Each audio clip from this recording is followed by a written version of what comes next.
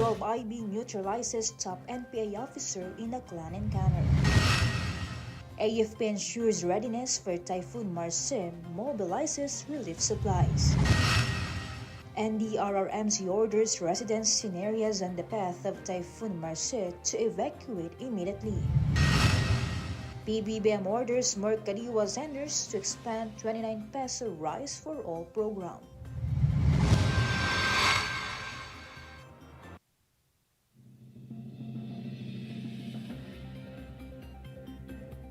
Good day everyone as well to our troops at Camp Emilio Ginaldo, Quezon City. Today is Wednesday, November 6, and we will bring you the latest news from the armed forces and other information around the Philippines. I am Rolf Suzon for AFP Community News. DWDD Armed Forces News. For the brief overview of our stories, the 76th Infantry Battalion captured high-caliber firearms, explosives, and subversive materials following two encounters with CPP-NPA members in Barangay Villa Pag-asa, Bansud, Oriental, Mindoro yesterday. Military forces, with support from local residents, recovered weapons and insurgent equipment left by the fleeing rebels. Pursuit operations continue as the military urges the wounded rebels to surrender, assuring them of necessary assistance. DWDD Armed Forces News. The 12th Infantry Battalion neutralized high-ranking New People's Army officer in a 10-minute clash in Sitio Hilwan, Libacao, Clan. Alvin Panoy, who served as Finance and Logistics Officer of the Igabon Platoon Central Front Committee Reyong Panay, was reportedly conducting extortion in the area. Recovered at the scene were an M16 rifle, magazines, and personal items. The 3rd Infantry Division hailed the operation as a significant disruption to MPA operations in Naklan, emphasizing military commitment to peace in Western Visayas. Armed Forces Radio. On the other line, let us hear more from Shai about AFP welcomes the new Deputy Chief of Staff. Yes, good afternoon. The Armed Forces of the Philippines welcomed the new Deputy Chief of Staff in a change of office ceremony yesterday. AFP Chief General Romeo S. Browner Jr. led the activity wherein Lieutenant General Jimmy D. Larida accepted a new position.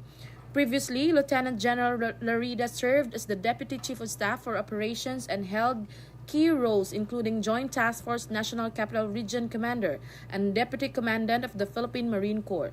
Moreover, General Browner praised his extensive experience, expressing confidence in his strategic leadership for AFP's continued progress. This is Shai Rivera reporting for AFP Community News, One AFP for a Stronger Philippines. Thank you, Shai.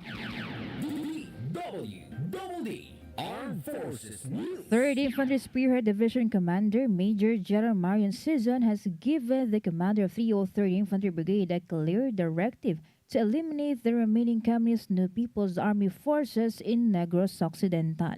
Brigadier General Ted Dumusmog officially took the command of the said brigade during a change of command ceremony yesterday, succeeding Brigadier General Orlando Edralin, who is retiring after more than 37 years of service. Major General Susan emphasized the urgency of the mission, urging the new commander to continue the brigade's successful track record in neutralizing insurgents. Moreover, Brigadier General Dumusmog expressed confidence in his new role. DWDD Armed Forces News. The Armed Forces of the Philippines affirm its preparedness for Typhoon Marcel with food packs positioned for affected areas. According to AFP Chief of Staff General Romeo Browner Jr., ongoing humanitarian aid will continue for communities previously hit by Typhoons Christine and Leon. Despite the recent damage to a C-295 aircraft in Batanes, he assured sufficient military assets for relief efforts.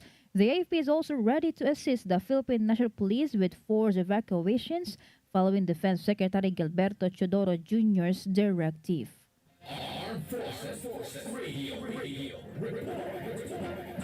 From First CRG, let's hear some information from Joanne about JDF Tala unearths war materials of CTG. hundreds of rounds of live ammunition of caliber 45 pistol, an improvised explosive device, and other personal belongings believed to be of possession of the CPP, NPA, and DF in the province of Kalinga were unearthed by the troopers of the Joint Task Force Tala through the 103rd Infantry Mabalasik Battalion. According to the report, one squad of civilian active auxiliary personnel under Delta Company of the Mabalasik Battalion was conducting long-range patrol and implementation of the 103rd IB Oplan Ultimatum when discovered the cache of war materials and personal belongings of the rebel group within the vicinity of Sitio Babakong, Barangay Gawaan, Balbalan, Kalinga. The initial investigation disclosed that the place was an old encampment utilized by the weekend Kilusang Larang Guerrilla Bagas under the Ilocos Cordillera Regional Committee of the Communist Terrorist Group way back in 2022. Upon the recovery of war materials, Mabalasik troopers were directed to properly search and clear the surrounding area thoroughly. Identifiable documentation was established for proper disposition. The Joint Task Force Tala never ceases to call on the remaining elements of the Communist Terrorist Group in Cordillera Region to lay down their arms and revert to the fold of the government to enjoy the real essence of lasting peace and inclusive development. This is Joanne Sagaok reporting for AFP Community News, 1 AFP for Stronger Philippines. Thank you, Joanne from First CRG. DWDD Armed Forces News. Over 3,000 military personnel are participating in this year's Armed Forces of the Philippines Joint Exercise Dagit Pa, focused on strengthening the Philippines' external defense capabilities. AFP Chief of Staff Jerome Browner Jr. said that the inclusion of information warfare training marks a significant shift, equipping the personnel with skills in digital defense. This large-scale exercise highlights the AFP's commitment in safeguarding national sovereignty and improving the joint force interoperability. Running until November 15, the exercise aimed to simulate real-world scenarios in territorial defense and feature drills in island seizure, amphibious landings, and air defense. DWDD National News. For our national news, the National Disaster Risk Reduction and Management Council ordered the residents in areas on the path of Typhoon Marce to evacuate immediately. NDRMC Chair and Defense Secretary Gilbert Chodoro Jr. tasked the local government units to conduct forced evacuations before the typhoon's onslaught. Chodoro explained that forced evacuation is needed in areas that cannot be reached by responders. Marce turned into a typhoon category yesterday morning. Armed Forces Radio. Let us hear more updates from Gina about 79 IB assists in delivering baby boy in Sagay City. Yes, rough Army soldiers of the 79th Infantry Battalion helped deliver a healthy baby boy at their headquarters in Barangay Bato, Sagay City. The mother en route to a hospital had to stop urgently at the battalion's headquarters when she realized the baby was coming early. The 79 IB medical team provided immediate assistance, ensuring the safe delivery. Afterward, the mother and newborn were safely transported to a nearby hospital for further care. Battalion Commander Lieutenant Colonel Arnel Calawagan expressed pride in the troopers' role in both life-threatening and life-giving moments, named the baby the Masaligan baby. This is Gina reporting for AFP Community News, 1 AFP for a Stronger Philippines. Thank you, Gina. DWDD National News. Pag-asa raised wind signal number 2 in Santa Ana and Gonzaga, Cagayan as Typhoon Marce moves closer and intensifies. Meanwhile, signal number 1 has been raised over Batanes, the rest of Cagayan, Ilocos Norte, Ilocos Sur, Apayao, Abra, Kalinga, Mountain Province, Ifugao, the northern portion of Benguet, Isabela, Nueva Vizcaya, Quirino, and northern portion of Aurora. As of 10 p.m. last night, the center of Marce was located 415 kilometers east-northeast of Itiague, Isabela, or 395 kilometers east of Tuguegarao City, Cagayan. It has maximum sustained winds of 140 kilometers per hour near its center and gusts reaching 170 kilometers per hour. DWDD National News. The Department of Social Welfare and Development prepared a total of 1,351,815 family food packs for distribution to areas in the path of Typhoon Marse. The SWD's Disaster Response and Management Group Head Undersecretary Diana Rose Kahipe reported that the agency's predictive analytics tool has projected a need for around 300,000 boxes of family food packs as the typhoon brings severe weather to northern Luzon. Kahipe explained that this tool helps them estimate the number of families likely to be affected, ensuring that the agency pre-positions supplies in the most affected regions. Along with this, the SWD Secretary Rex Gatchalian also ordered the preparations to expedite the production of family food packs, including the full activation of the agency's hubs in Central Luzon. Armed Forces Radio. From Solcom, let us hear from Jess about JDF Bicolandia brings relief to Bicol region during Tropical Storm Christine. Yes, Rolf. In the wake of Tropical Storm Christine, Joint Task Force Bicolandia provided rapid and essential support to communities across the Bicol region. Throughout October, JTF Bicolandia mobilized 120 teams composed of 2,254 personnel, including 236 reservists and 89 CAFGO active auxiliary members to conduct widespread rescue and relief operations. Reinforcement from the Philippine Air Force and Philippine Navy units, totaling an additional 12 officers and 100 enlisted personnel, further bolstered the GTFB's capacity to respond. With a coordinated effort, GTFB successfully rescued 13,962 families and assisted 63,000 displaced individuals, helping them reach safe areas. Additionally, JTFB distributed 26,484 relief packs to ensure families had access to essential supplies during the challenging time. Through these efforts, JTFB and the AFP have demonstrated their steadfast commitment to the Bicolanos, providing not only immediate aid but also a reassuring presence during a time of uncertainty. This is Sana from Solcom reporting for AFP Community News, 1 AFP for Stronger Philippines. Thank you so much, Sena.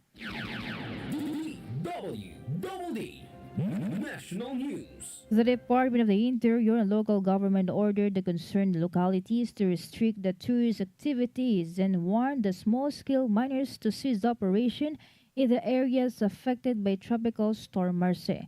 The ILG Undersecretary Serafin Barreto Jr. also asked the local officials and the department's regional directors to prepare the evacuation area for the possible relocation of the typhoon-affected residents. Drop-off zones will be assigned for the easier distribution of the relief goods to their recipients.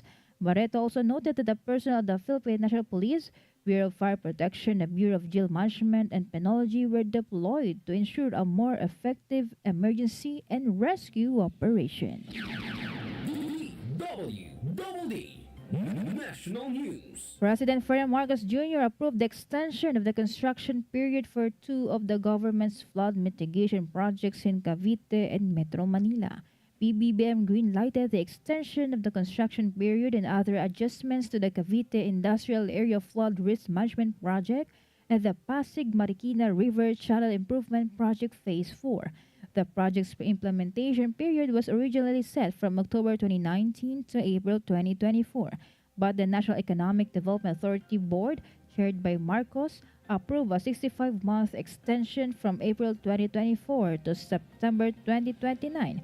Another adjustment was the loan allocation of 384 million from consulting services and contingencies. Armed Forces Radio. And we have a report coming in from Beth Tanyete about Fort ID Commander awards the wounded soldier for bravery in the line of duty. The 4th Infantry Diamond Division Commander Major General Jose Maria R. Cuerpo II awarded the wounded soldiers for his bravery in the line of duty. Sergeant Kim Takayon of the 1st Special Forces Battalion received the Wounded Personnel Medal for his injuries sustained during a recent clash with the communist terrorist group in Agusan del Sur. He was wounded in action in a sitio Balaudu, Barangay Binakaland. In addition of the WPM, Takayon received financial and in-kind assistance to support his recovery. This is a Betanieta reporting for the AFP Community News, one AFP for a stronger Philippines. Thank you, Beth Tanyete. DWDD National News. For other national news, severe tropical storm Christine displaced almost 200,000 individuals in four provinces in the Bangsamoro Autonomous Region in Muslim Mindanao. The Bangsamoro Rapid Emergency Action and Disaster Incident said the thorough of Christine brought heavy rains that resulted in flooding in Basilan, Lanao del Sur, Maguindanao del Norte, and Maguindanao del Sur, Cotabato City, and the Special Geographic Area. As of November 4, flooding killed one individual in the town of Balabagan. The flooding also injured 11 persons in Lanao del Sur. DWDD National News. President Ferdinand Marcos Jr. reminded the Department of Agriculture and the National Irrigation Administration to follow through the administration's promise to ensure Filipinos have access to affordable rice.